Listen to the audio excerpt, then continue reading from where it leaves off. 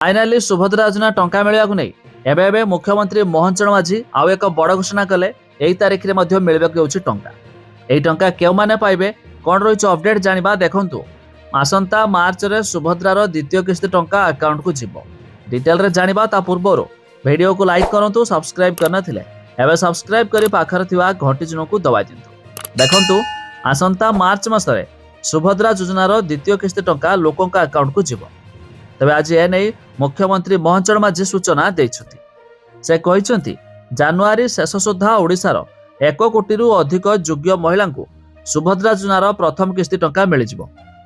पूर्वर मार्च 8 तारिख द्वितीय किस्ती टंका मिलिबो। तबे मार्च 7 तारिख रे सुभद्रा प्रथम किस्तीर शेष पर्याय टंका लोकंक अकाउंट को जीवो एवं मार्च 8 तारिख द्वितीय किस्ती टंका मिलिबो। ए नहीं सूचना देइथिले उपमुख्यमंत्री प्रभाती परिडा। तबे से कहिथिले एही आवेदन लागि समय अछि एणु व्यस्त हेबार किछि नै।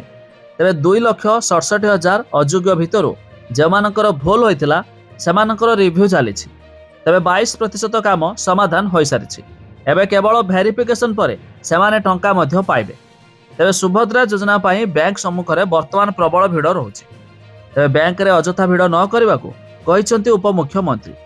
तबे हिताधिकारी माने व्यस्त होंतु नाही।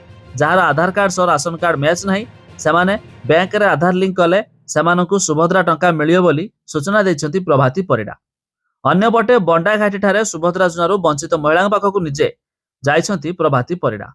तबे जानि रखंतु मार्च 7 तारिख रे सुभद्रा योजनार प्रथम किस्तीर शेष पर्याय टंका मिलिबो और 8 तारिख रे द्वितीय किस्ती टंका मिलिबो। अर्थात जो माने 5,000 पाइछंती आ 5,000 पाइबे। तबे आज मध्य मुख्यमंत्री मोहन चरण माझी यही घोषणा करते। तेबे जदि आपण अधिक जानिया पाई चाहुतबे वेबसाइट लिंक मो डिस्क्रिप्शन देछि आपण जाई एबे का एबे चेक कर दियंतु।